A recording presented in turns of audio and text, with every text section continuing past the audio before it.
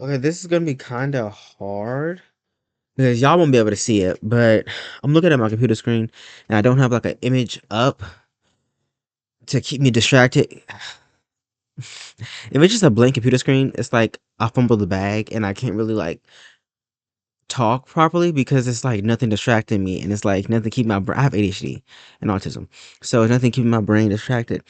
And I feared that this day would come where like because usually I record on the editing app, the free editing app that I have is just a black screen, and that makes it easier.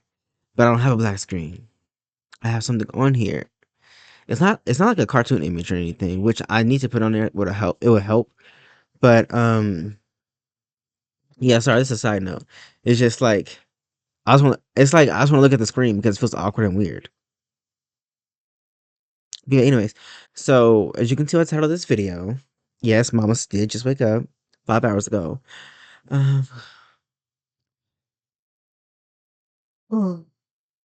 I'll try my best not to have to edit too much. But okay, let's hop into the video.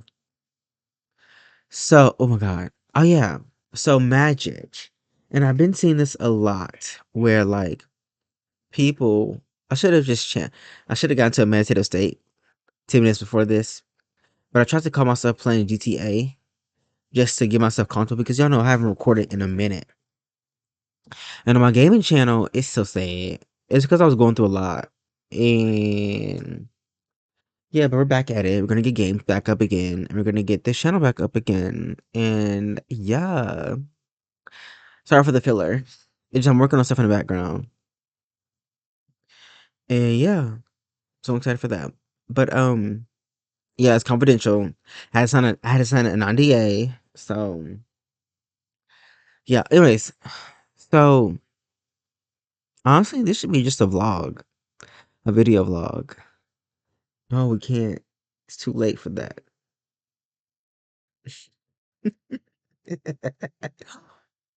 Yo, I need to turn my camera on. I feel like that'd be better. Just give me a second. So I don't know if I'm gonna keep this up, but let's see the screen to the middle of the screen. I should make it bigger. So I don't know if I'm gonna move this up. I know you can't see me, and it's okay. Um, hi. So I've been on the internet, and I've been on Reddit in particular, but and just in comments of magical YouTubers, right? And I just don't understand two things. When people say magic, when they're like science, I remember I've seen a video where this person said science is magic we understand, and magic is science we don't understand. That is not true. I think, and the other thing is, before I even clock their teeth, the other thing is when people say, Um, sorry y'all if y'all can't understand me. Sometimes I mumble when I speak or I speak too fast, so forgive me.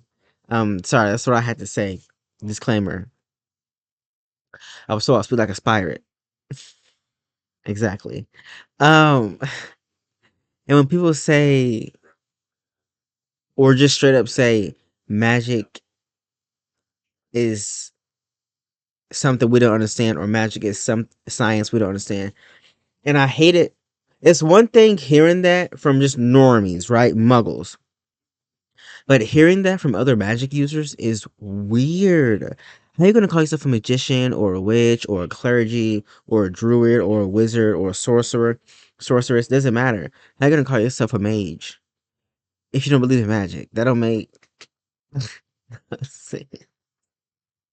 And how you gonna say that if you don't know how are you using magic and saying magic is something you don't understand? I'm sorry, but you have to understand it at least on the basic level.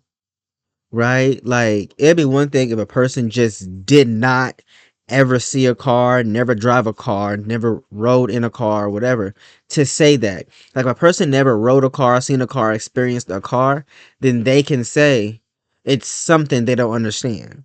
But if you're wielding it, using the spells, the mantras, the sigils, meditation, the symbols, the belief, your imagination, then you understand it. That's magic. I think people want to make magic. Magic is magic. It's beautiful and magical and crazy, right? Just you existing is magic. You breathing is magic. You doing a simple card trick is magic. You being able to eat and taste it throughout your whole body is magic.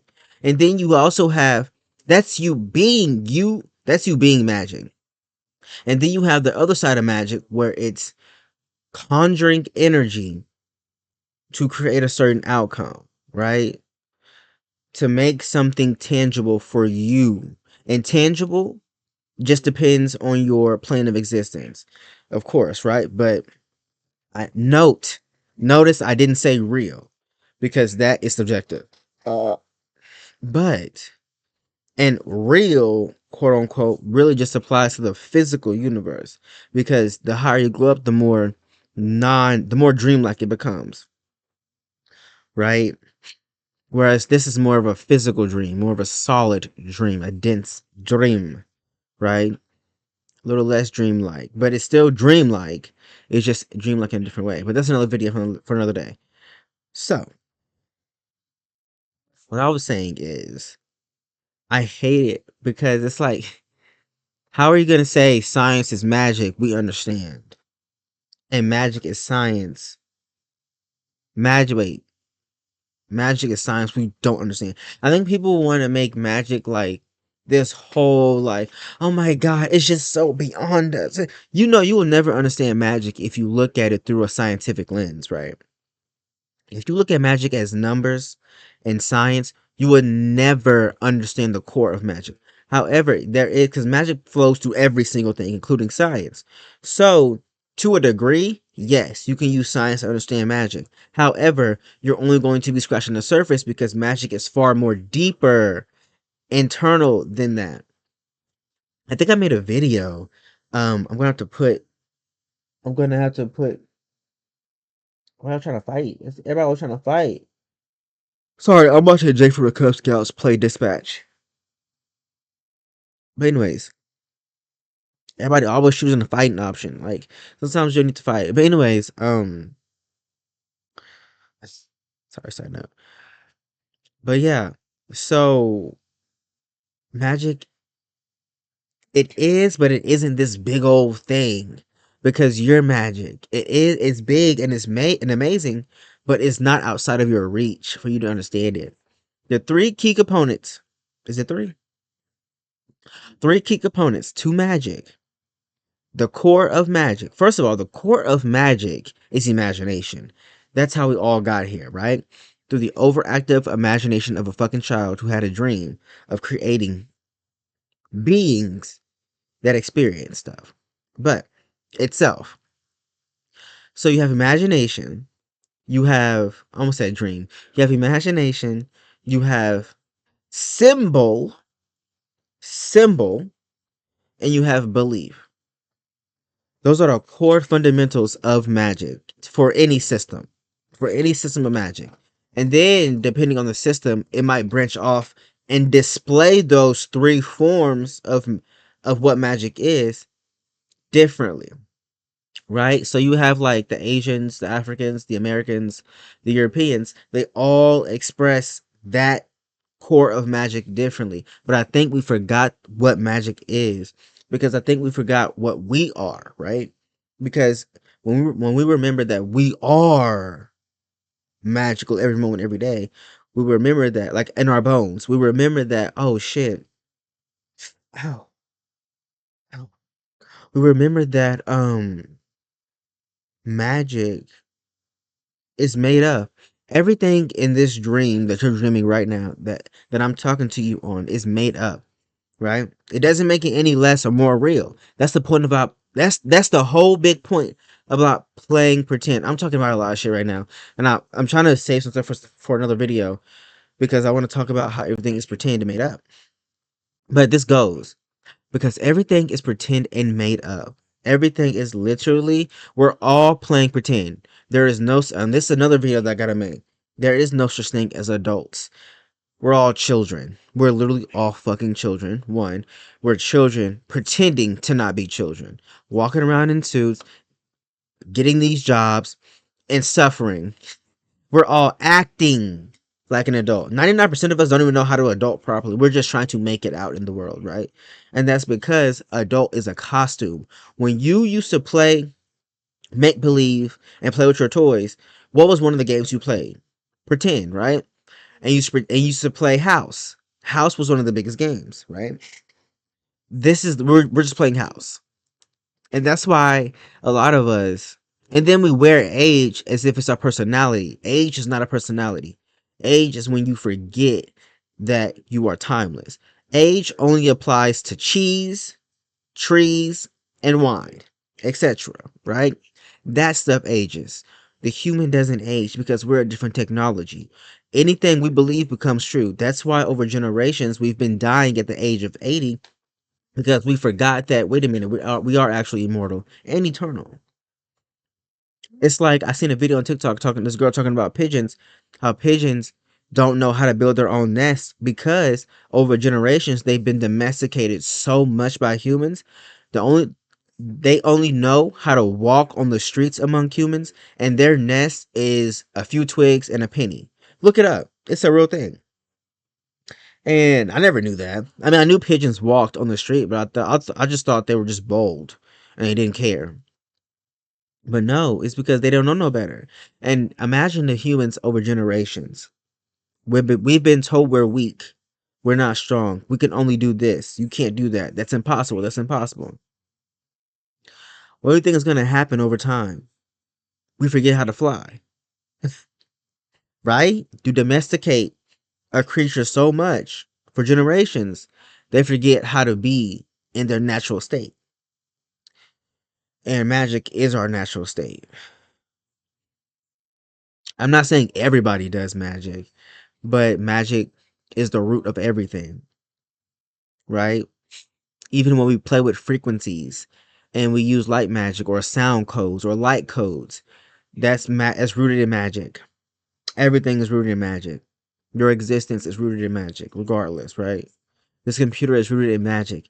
Because what's the core component of magic? Imagination. How do you think every being got here? Because somebody could imagine. And that's magic, right? The core of magic. Imagine, belief, and symbol. Symbol is another word for archetype, right?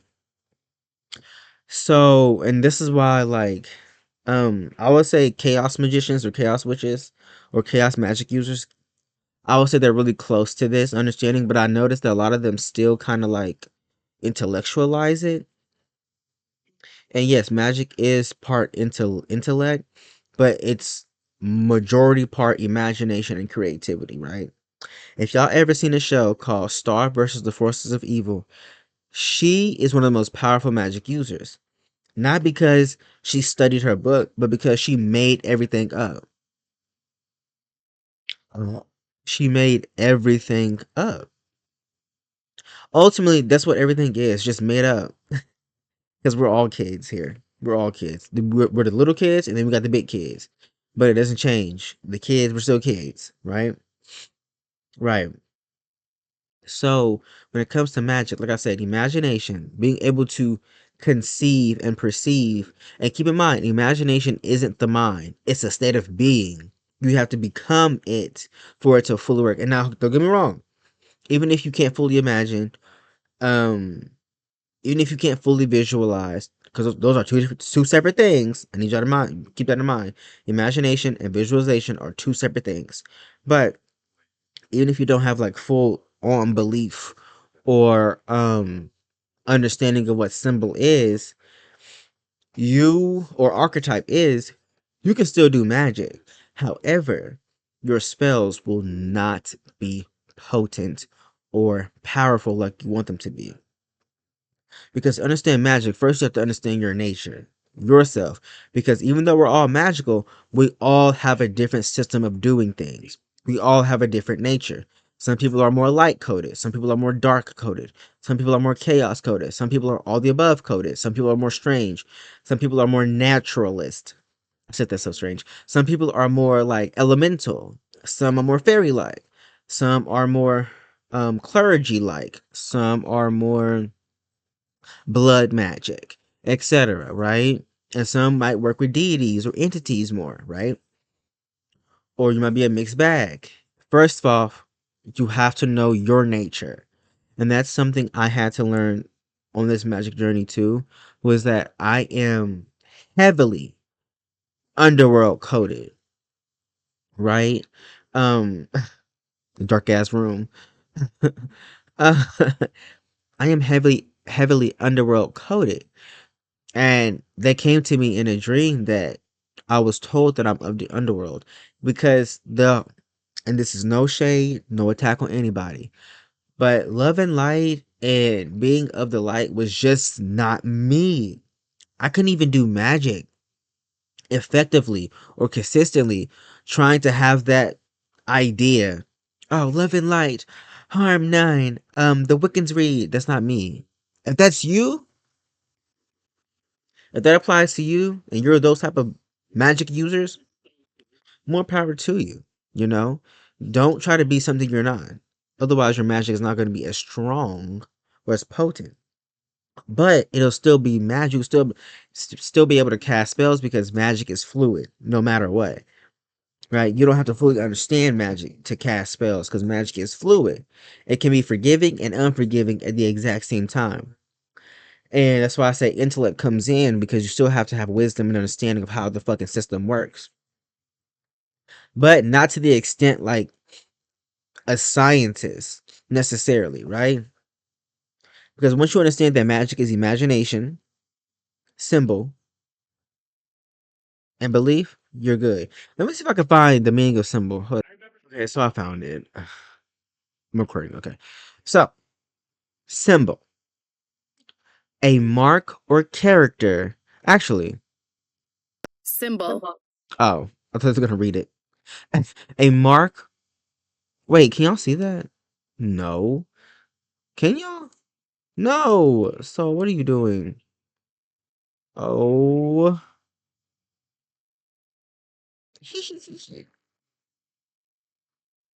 Symbol. Simba. Simba. A mark or character used as a conventional representation of an object, function, or process. Ergo, the letter or letters standing for a chemical element or a character in musical notation. 2.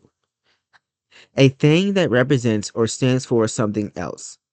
A thing that represents or stands for something else, especially a material object representing something abstract. I'm not gonna lie. What? I know what it means, but it's like my brain didn't. Those words didn't enter my brain. Well, why? Let's get off this page. What does it say? Especially a material object represent a thing that represents or stands for something else. Period. Right? Period. Poo. Mm, mm, mm. I could let that up there and let y'all look at it. I could just do that. Hold on. Um, my big. I'm big. Whatever. So yeah, this is symbol. Yeah. So bye. Bye. I said done with video. No. No, so simple. Actually, I think it's starting to get distracting. Let me try to do it. I'm trying to be professional here. I can't. I gotta be real here. Gotta be real with you all here. So it takes the imagination to be able to conceive it in your imagination. Now, if you play Wizard 101 and you are a myth student, you've read the myth book in the myth school where it says imagination is magic made real. No, I'm saying that. It said myth is something you have to be able to conceive, bring it forth and bring it to life. That is literally what myth imagination is. So you conceive it, right? And then you have to believe it so much so that it's real. And sometimes giving it a symbol is something that allows it to be tangible. So if it's an anchor. So let's say I want to create a glamour spell, right? Um that glamour spell, instead of using herbs, I want to use candy. So I get what's sweet, right? I might get a jelly bean, right? But let's say I get a cherry jerry bean. So I get a jerry bean, cherry jerry bean. I can't say it, but y'all know what I'm trying to say. So I get that, right? And then I put my magic into it, right? I can chant and I can visualize and imagine energy going in it. But remember, imagination isn't just what you see, it's what you feel. So if y'all have a hard time seeing in your imagination or with your imagination, feel it. Feel beautiful.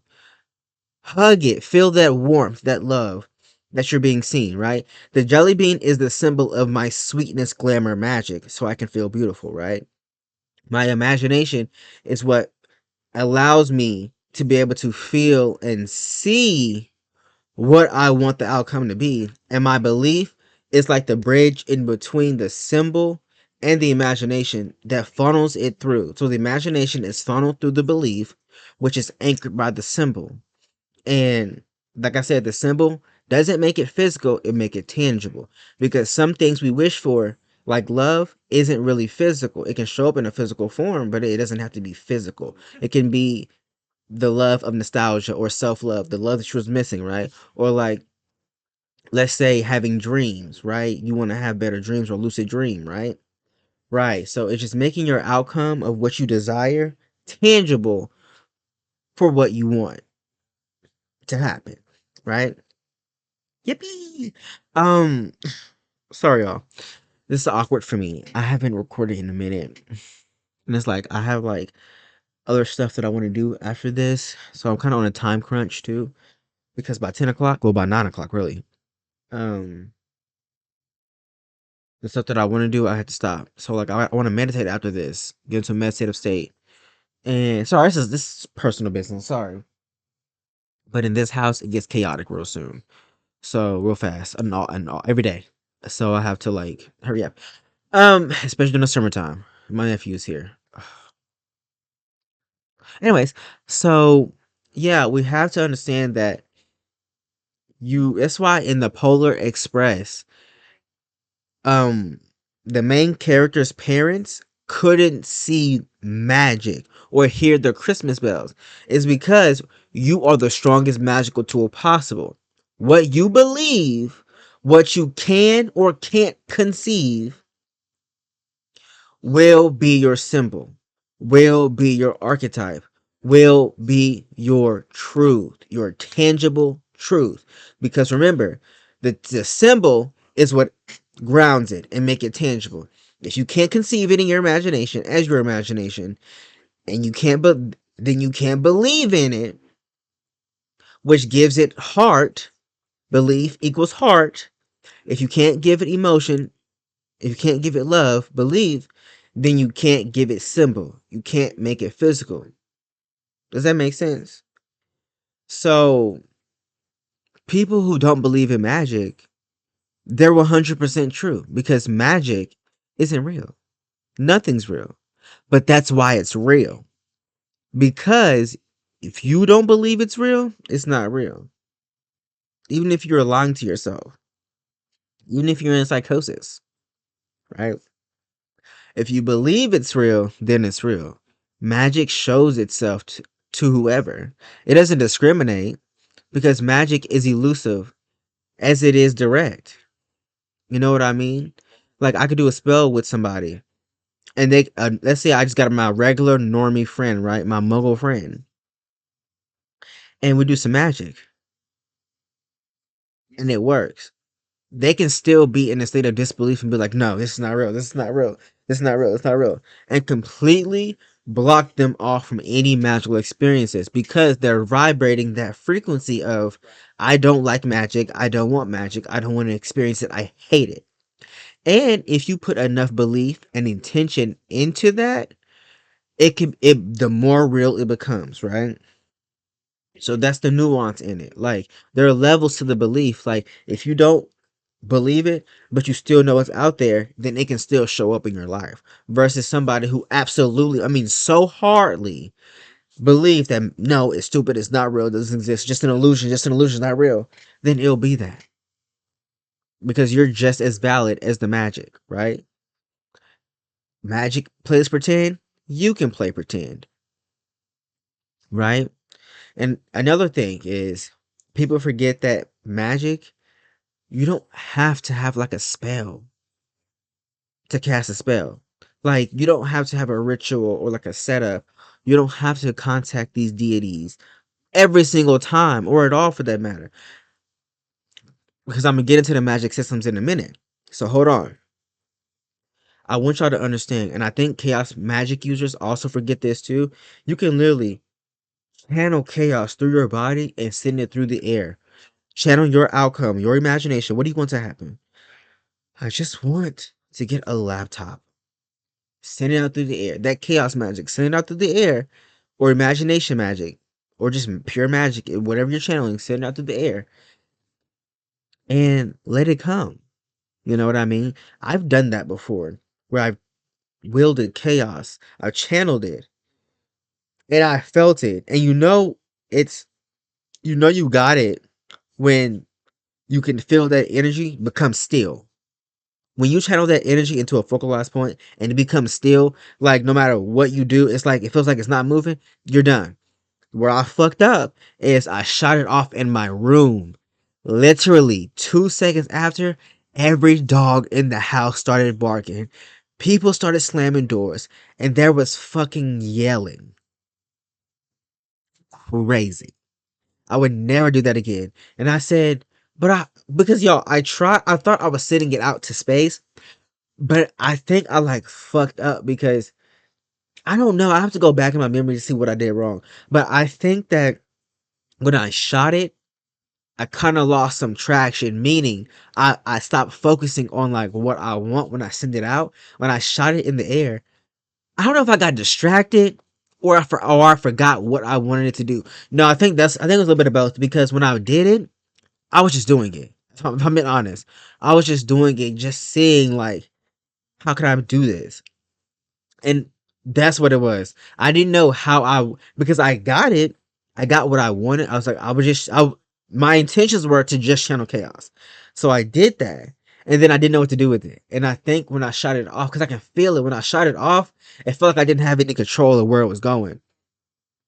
So it spiraled. It literally spiraled out of control.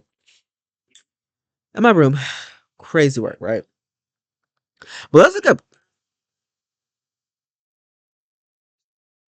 Okay, make sure I ain't got nothing inappropriate up there. Okay, what is chaos magic? Because this goes for like chaos magicians too. Chaos magic is a modern experimental occult practice that uses belief as a tool to achieve desired results, focusing on results over adherence to any specific system. And I feel like when it comes to magic, we all need to have that. I don't care how structured your magic is, we need to have some symbol of chaos, some connection to chaos, because magic is everything. Magic is chaotic by nature. However, because magic is like water, very mutable, it goes wherever you direct it, right? Because magic is the child, right? So you have the masculine principle, which is one, which is structure and order. It's light, structure, order, constructs. You have two, the feminine energy, right? Which is chaos, darkness, fluidity, right? Water. Um, and then you have the child, which is a combination of the three. And it's also chaos. It's structure. It's whimsy. It's imagination, right? It takes the structure, the chaos, and creates imagination. Because imagination, you can do what? Create your own reality. And it can be as structured or as chaotic or whimsical as you want. It's three. The child, right? In the Trinity, you have the masculine, the feminine, and the androgynous, which is the child. Because the child is everything. Just like if you ever watched um, The Incredibles, Jack, let me just put up Jack, Jack, Har, powers. Jack has like 10 different abilities, but the family has only one or two. And it's because the child, the androgynous, the magic is more fluid than the feminine. It has nothing holding it down. Jack Parr has a wide array of powers, including laser vision, teleportation, super strength, polymorphing into a monster, fire, metal, or smoke, telekinesis, and self duplication. Other abilities include levitation, wall crawling, intangibility, elasticity, along with a unique polymorphic ability that allows him to change his body into different forms like metal or sticky substances. This video summarizes it. Let's see.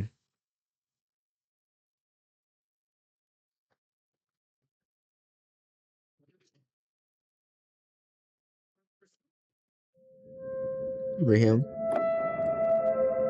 Oh, I gotta sign in? Okay.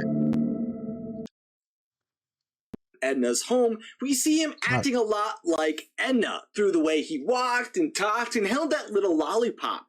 Maybe So he has cute. social intelligence or behavioral analysis or something along those lines so he can adapt the ideal personality to get what he wants. Regardless of whatever you call this power or if it even is a power, young super No. I'll have to. That video is long. You Watch. have powers! Oh my god. Hello guys, what's going on? In this video we want to check all of Jack's power. How many powers does he have? Only 17 or more? Let's see together. Number 1. Metamorphosis. He can turn himself into other people, like Edna for example.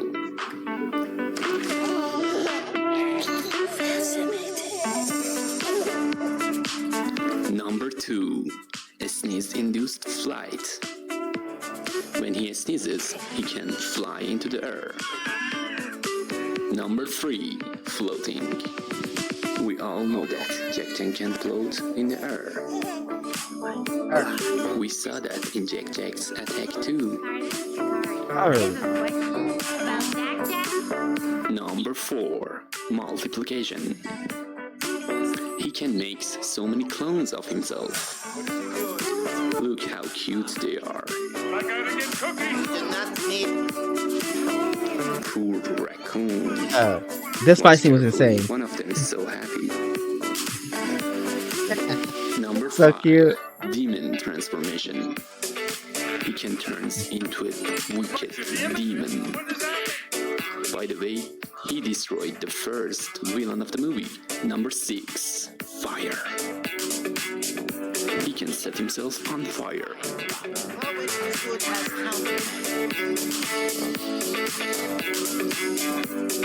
The fire mode in the first movie was different from the second movie.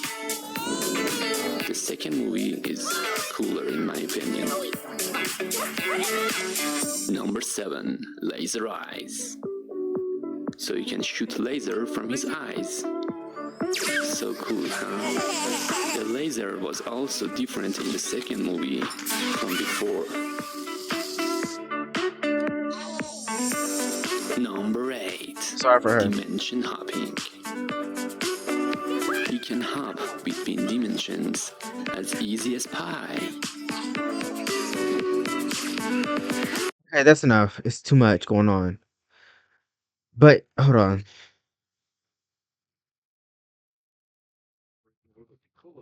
Let me just put up their image. I'm gonna have to watch. I'm gonna have to watch. I'm gonna have to watch their clips. Um, because Jack was my favorite character. Jack and Violet, obviously, right? So I have to watch their clips because Jack is so cute. That's me. That's like me. Little baby teeth. Little baby teeth. Anyways, can y'all see me? Okay. So it should be done at 8 o'clock. So what I'm saying is, Jack is androgynous, right? By part. Um, that's how magic is. Magic is heavily predicated on you, right? Magic just depends on you and your nature. And now we're getting into magic systems. Some people would describe magic as, and I've seen this on YouTube and I've seen this on like comments or even Reddit, where like they'll describe, mainly on YouTube though, they'll describe magic as being able to contact spirits to do whatever you want. And I'm just looking, that's not entirely true. They're not wrong in the sense, but they're confusing magic itself with a system, of magic. Because they're not wrong necessarily, but they're not quite right either. Because magic is not contacting spirits to have an outcome. Magic itself is causing an outcome. Period. There is nothing attached to that. However, using magic to contact spirits to get something done is a system of magic, right? And every culture has their own system of magic. Americans, Africans, Europeans, Asians, right? And everybody in between and outside of that, other star races, right? We all have a system of magic within a system of magic within a system of magic, right? No one system is wrong or right. They all came from the same place. They all go back to the same place. If I want to use an African black magic ritual to put myself in good health, it'll work. If I want to use an ancient Tibetan ritual to put my body back in good health, it'll work. If I want to use folk magic, European folk magic, to put my body back in good health, it'll work. If I want to use Enochian magic, typically Americans use that. That's why I said that. If I want to use Enochian magic or Muslim magic or Arabian magic to put myself in good health, it'll work. Because it's not the magic itself, it's what do you want to do with it? What do you want to do with it? Magic is going to work, is going to do whatever you want to do. Or not do, depending on. Well, technically, magic always does what you want it to do. It's just you didn't realize you didn't want it because you wasn't specific enough. Because magic, like I said, it's like cosmic water. It'll do what the fuck whatever you want it to do. It doesn't judge. It doesn't have a bias. None of that. Yes, it is alive. It's very much is alive. But magic, by its very nature, it just is. Right? It just is. So if you want to play with magic, play with it. Like I mean, like literally play with it, not just like practicing and playing with it. I mean, like if you want to contact magic itself and play with it, or channel magic in your dreams, just play with magic itself. Do that. Which I'm gonna actually do that tonight because I've been going through some stuff lately. I've been trying to figure something out, so I'm definitely gonna do that. But anyways, I don't know why I never thought of that. Anyways, yeah. So another good example of magic is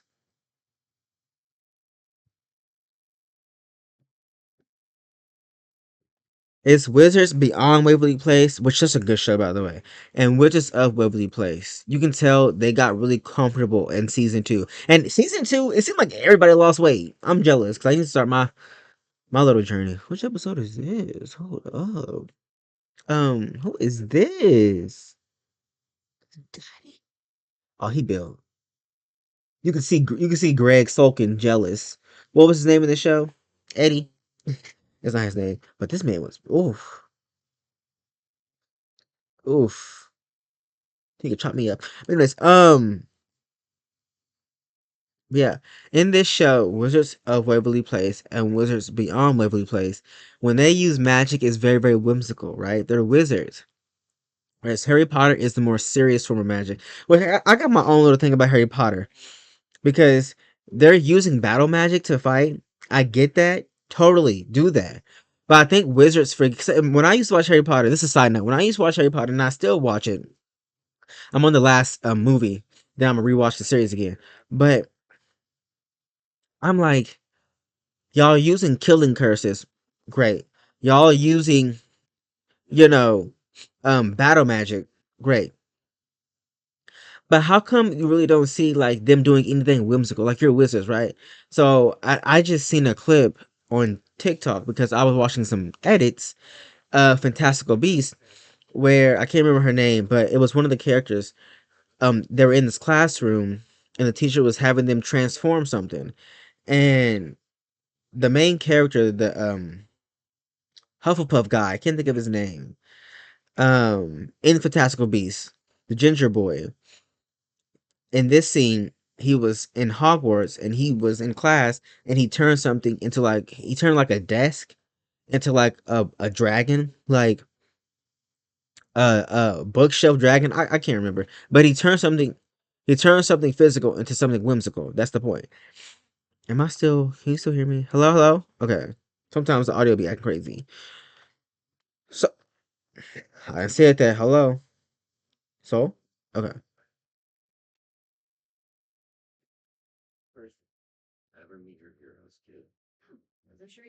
So sorry, distracted again. So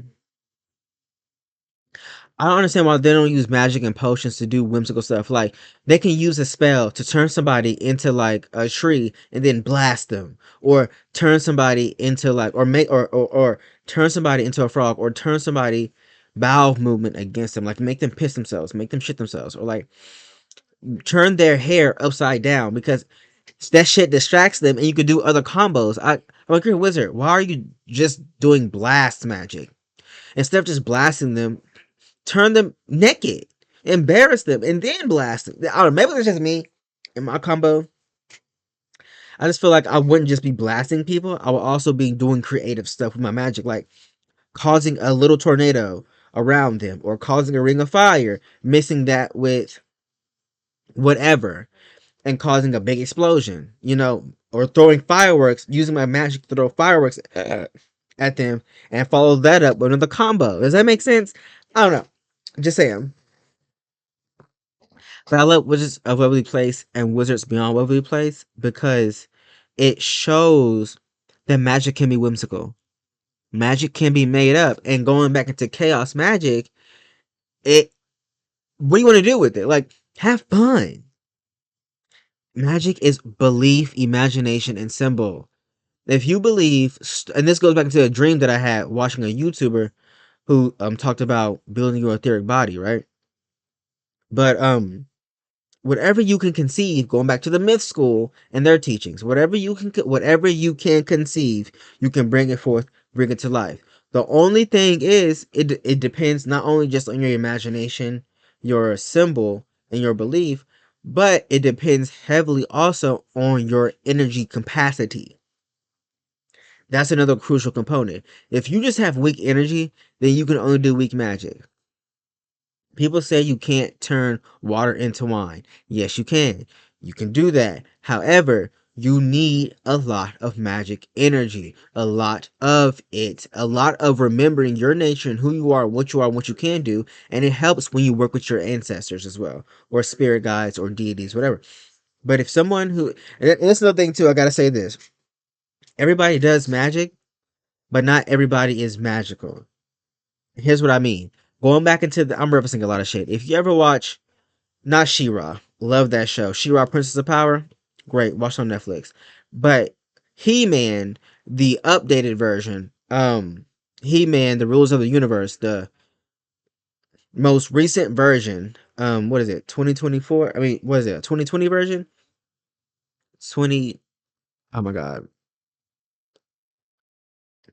When we started ship station, we were in 1,500 square feet of space. Flash forward to today, we're at 63,000 square feet.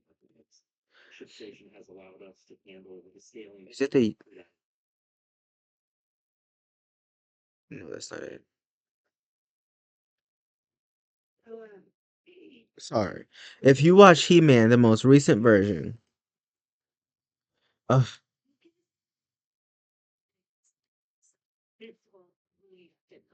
Masters of the Universe, you get to. Oh my god.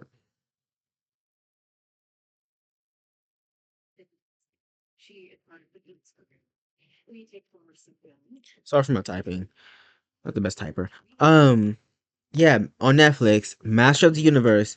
There's a scene where Eveline, which my favorite characters, Eveline, she talks about how everyone sees magic as sorcery, right? And keep in mind, what I'm saying is this isn't negative or bad. This doesn't make anybody better or worse. This is just an observation and a truth. Most people will see magic as sorcery, as a tool, which it is. But then you have those people who see magic as more. They see it as magic, not just sorcery, but as magic. And Evelyn, let me see that. Actually, let me pause this. Whatever. I don't feel like going through that. If I find it, I might put it in. Whatever. But there's a scene.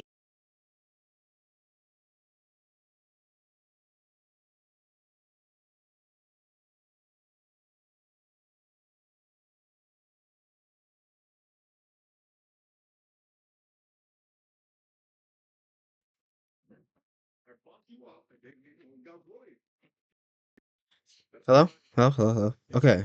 Yeah, my mic just went out. Sorry. Um. So in the newest, I almost said X-Men. In the newest version of He-Man on Netflix, there's a scene where Orko and Evelyn are trapped in this little dream realm or whatever, and of their worst nightmares. And Evelyn tells Orko, like I said, she was like, to everyone else, magic is a tool. It's sorcery. But to me, it's magic. And she was so lit up. And have y'all got to go watch that? I can't remember what episode it is. I think it's like episode 4, maybe episode 4 or 3, maybe a little bit after. But she says that, and that's how it is to some people out there. That's how it is to me. Like, it's not just a tool. And this is me going back into like the systems and going back into how people are, right, and how they perceive it.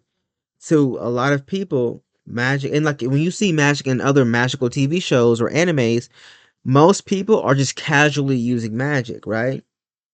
And then you have masters of magic, right? Or embodiments of magic, right? Like people who take it 10 times further, right?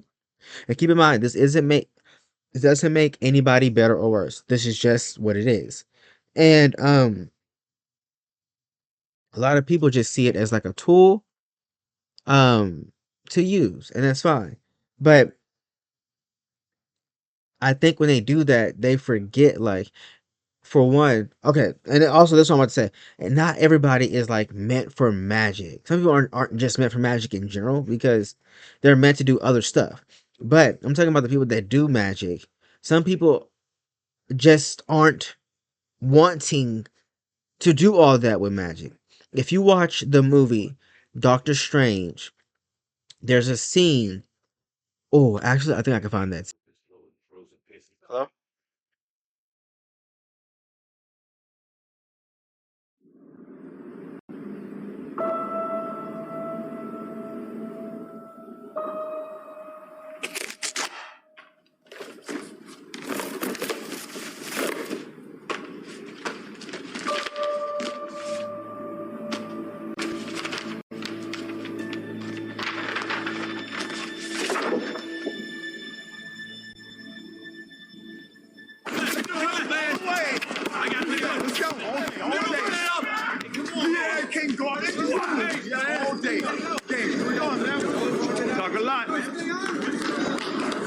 Jonathan Pangborn, C7, C8 spinal cord injury, complete. Who are you?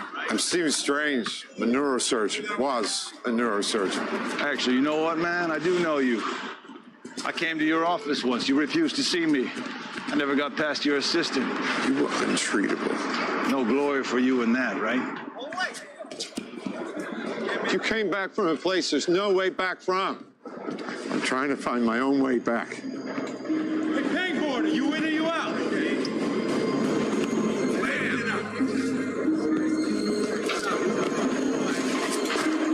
All right. I've given up on my body. I thought my mind's the only thing I have left. I should at least try to elevate that. Strangers carried me to mountaintops to see holy men. And finally, I found my teacher, and my spirit deepened. And somehow... Your body healed. Yes. I chose to settle for my miracle, and I came back home. The place you're looking for is called Kamartaj. But the cost there is high. How much? I'm not talking about money. Good luck.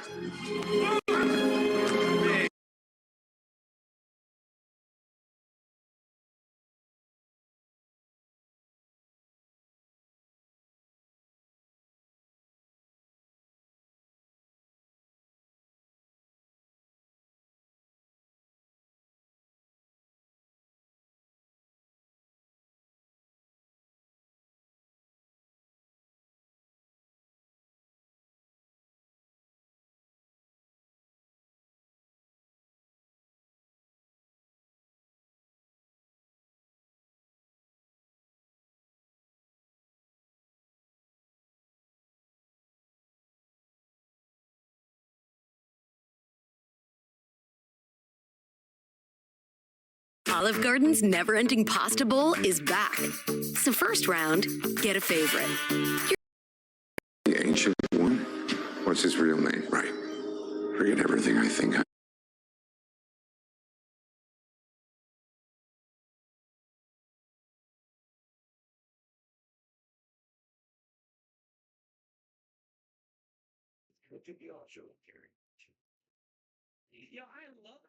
Okay.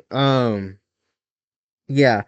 I'm gonna have to probably see if I can find another clip because they skipped out a part. He was like, I went to Carmitage and he wanted to elevate his mind and his spirit or whatever.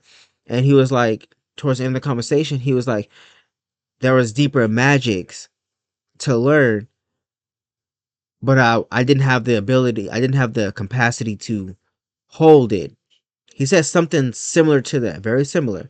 He didn't have the ability to comprehend or like hold that much energy, that much knowledge, right? So he settled for just having his legs fixed. And I think that's like a lot of people where when it comes to magic,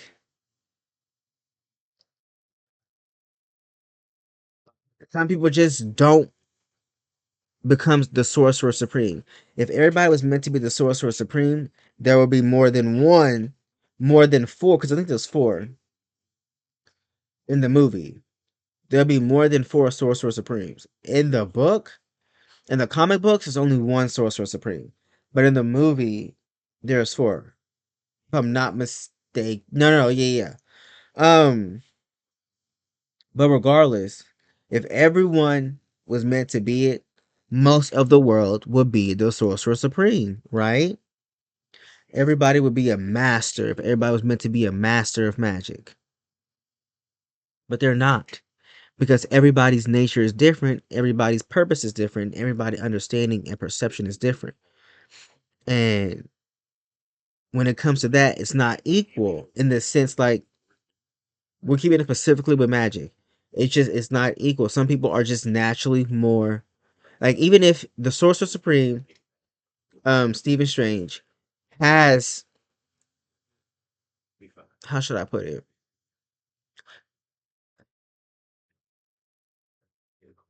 He has very much an intellectual understanding to magic and he can wield magic. However, that doesn't mean he's the best magic user in the world or in general, because some people might not be necessarily the Sorcerer Supreme and might be better magic users because some people just have a more innate aptitude to magic, right? And even then, they still might not be the best magic user because it's a lot that goes into it than just intellectual and just being naturally gifted, right? You have to be able to embody all of magic's contradictions, right? To truly be one with magic. But however, like I say, you don't have to go that far because everybody's different, everybody's nature is different.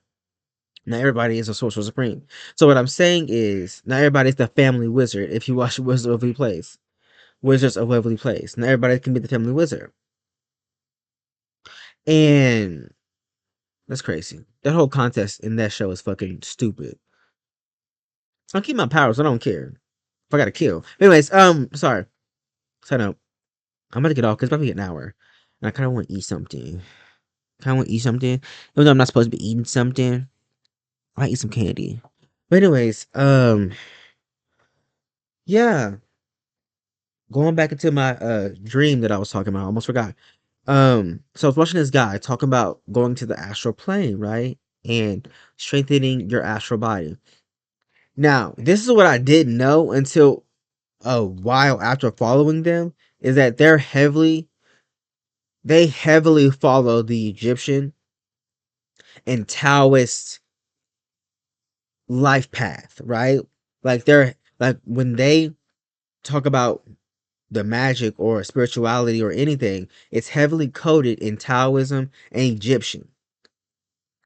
And I didn't realize that until because one episode he was talking about astral traveling, right, and building your etheric body, and he was talking about for him and this goes into magic. He used like a sacred name for God that the Taoist or Egyptian used to help break him out of that. Because when you use your etheric body, right? Y'all know when y'all get like sleep paralysis, right? That's like you going into etheric plane. And that's like one of your denser forms, one of your denser bodies, aside from the physical bodies, that's your second densest body. So a lot of people really don't have that strengthened. And he was talking about how how when you go into the astral plane and you use your etheric body, how you get like that well when you go to sleep, you get that sleep paralysis stuff. And you can't move in your dream. And he was teaching us or telling on his video how to get over that with a sacred spell or a sacred chant, whatever. I tried that in my dream. It did not work. What worked for me was summoning Master Hand. And if y'all don't know who Master Hand is, let me just.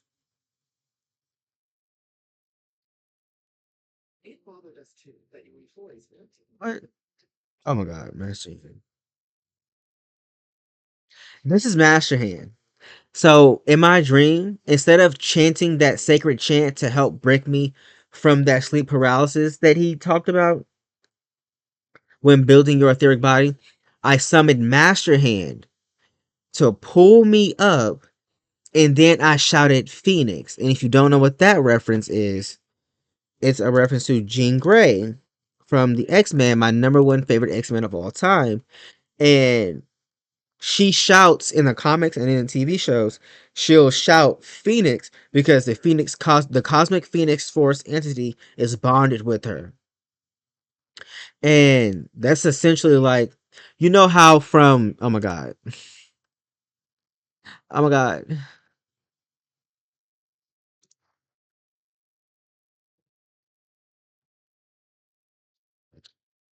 Let's see. Audio. Okay. Am I recording? Okay. And Teen Titans, Raven has an avatar, and it's a Raven avatar. What the fuck is it, bitch? Teen Titans, Raven. But her avatar is her soul. It's her soul. It's her soul that took the reflection. Well, it's her soul that's her avatar. So, ugh, everything went off in my room. I don't care. I saw the time. Yeah, here it is. It happens around this time all the time. So Raven has an avatar. Okay, it won't show it, but this is her avatar. It looks different. I don't know why I can't find it, but she has an avatar, right? That reflects her soul. This is her soul in the form of a raven because that's what she's connected to, right? That's her essentially source of power. And for Phoenix, Jean Grey, the Phoenix is her avatar. That's essentially her soul, and that's what she's connected to, right? And For me, because I'm heavily tied to this character, this archetype, the Phoenix, um, I used Master Hand to pull my etheric body up, and I shot at Phoenix, and I was able to walk in the etheric plane after having sleep paralysis, right? So this goes back into magic. It's and chaos magic even. It literally just depends on your imagination, and that's what I was being taught. Actually, I was being told this through that because doing his stuff wasn't working for me because that's not me. That's not my nature. My nature is whatever the fuck I want it to be. It's pure imagination. My nature specifically is pure imagination. Going back to Star versus the forces of evil, I don't think I put Starfo. Going back to Star versus the forces of evil, this character is one of the most powerful characters, not because she followed somebody's book. Not saying you can. Not saying you can't. No, there's nothing wrong with that. But I'm saying that I think we forget that we can just make shit up ourselves. And she would just make up her magic. All her magic would just be made up. She uses her imagination. And she was considered one of the most powerful magic wielders ever. The youngest, most powerful magic wielders ever, aside from Eclipsa, which uses dark magic, right? And she was compared to her being the most powerful. And Eclipse is right here, actually. One of my other favorite characters, the monster lover. See, look at that. They're right here. But yeah. Another good example would be Eclipse because she represented rebellion and not following the norms. Going back to Star, they both rebelled and did what they just did. They didn't necessarily go off a book. They went off their heart, their imagination, what they felt. And I think, especially with witches, typically go off intuition, how they feel. And when it comes to that, like that's crucial in magic as well. Even if you're very intellectual or left brain dominant, don't forget that magic is heavily predicated on you making it up and believing it so, and heavily predicated on your general natural nature. If you have a natural inclination to Egyptian magic, use your imagination to wield that magic. Use that system of magic as your symbol to anchor your belief in your imagination. So if you have a natural inclination, if your nature calls to Egyptian magic and Asian magic, then use your imagination to use that magic, your imagination and belief to use that magic in creative ways that best serve you. You don't have to go based off a specific text. That can also getting intellectual information is important too. So like you can get intellectual information, but also don't forget that you can also make it up too. So let's say in this Egyptian ritual, 3 items are required. Let's say the ankh, some gold, and some Egyptian um herb. Let's say you got the ankh and the gold, but you don't have the herb. You can always substitute the herb, or you can make this herb symbolize something to help bring what you want into fruition. And if that's a little hard, contact your spirit, your ancestors, and there a lot of herbs can be substituted. I want y'all to understand that. A lot of herbs can be substituted. There are magic systems where it requires you to be more specific, such as Enochian magic, and that's fine. But if you don't know what that is, that's angel magic. But if you don't, but even the angels will tell you it's okay to have a little leeway for chaos, right? Because just because you didn't have these specific things doesn't mean you can't substitute them or create your own little system to help bring whatever you want into fruition, right? Right. But like I said, if you are somebody who likes rules and more structure, that's fine. That's okay. If that's your nature, then you're doing what you're supposed to do. And I think a lot of us forget our own nature, and we forget, because I didn't know what I was supposed to be doing out here, because I was like, for my whole life, and I'll make a video about this, but for my whole life, I would go based off somebody else's system of magic, and it just wouldn't work for me.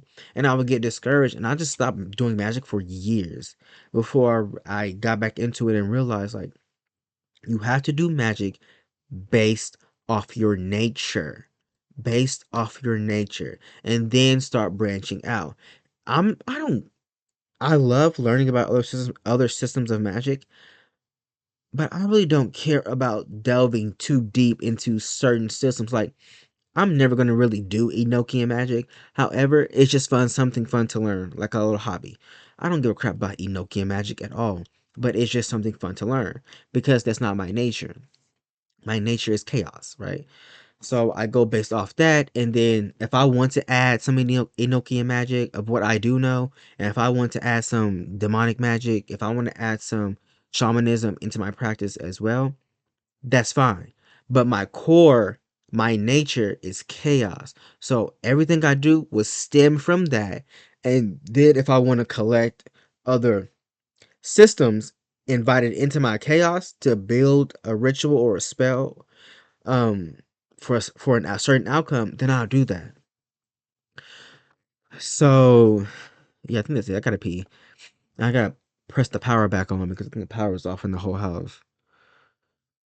They plugged up this heater outside, and this house is old, and you can't connect the heater to this house because the power will go off. Hate it. But yeah, so I hope you understand the nuance. Like, there are some systems that are very structured, that those systems of magic, that's how they work. But remember, every system of magic does not work like that, and magic at its core doesn't work like that. It's heavily predicated on your imagination, your belief, and your symbol. A symbol is another word for archetype. An archetype is another word for understanding, right? Because sometimes I use movies to help me cast a spell. I might play certain songs like The Witch's Road from Agatha All Along to help me do a spell. So it just depends on you. Ultimately, magic is very personal and it's very specific at the same time, broad as fuck. So it's made up, and because it's made up, it's just as real as anything else. So yeah. I don't know why I'm tired of this video, but yeah. Hope y'all enjoyed. It's like a whole fucking hour. Bye y'all. I'm done.